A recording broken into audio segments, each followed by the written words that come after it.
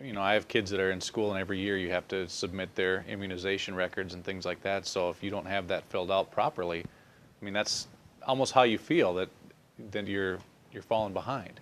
You know, that you're not doing what you should do if everything's not checked off on this list. And how strongly is that indoctrination? It's Mm-hmm. pushed at every level. Mm-hmm. It's pushed from every level of government, school systems, school nurses who are completely underinformed.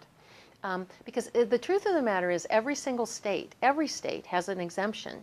There are ways that your children could go to school without getting a single shot. There are 19 states that have what's called a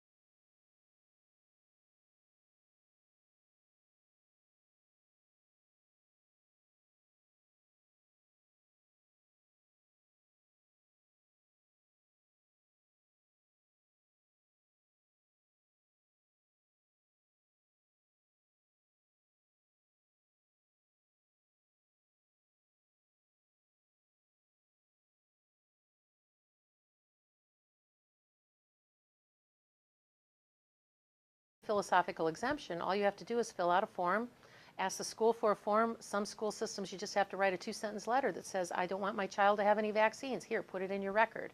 Because what the school systems are required to do is to have either a completed vaccination form on file or a letter from the parent that says, I understand the issues and I don't want my child to have any of those. So there's 19 states with a philosophical exemption. All 50 states have a religious exemption. In some states, that's harder than others in order to implement, and that's a very long discussion, and sometimes you need to even talk to a professional that knows how to deal with that, a religious exemption in your state. Only West Virginia and Mississippi are the 2 states in the union that really only have a medical exemption, and it's very hard to get your child exempted. They're actually putting a big push on actually wanting to have all the homeschool children vaccinated because they think they're just like contaminating the entire population. So now they're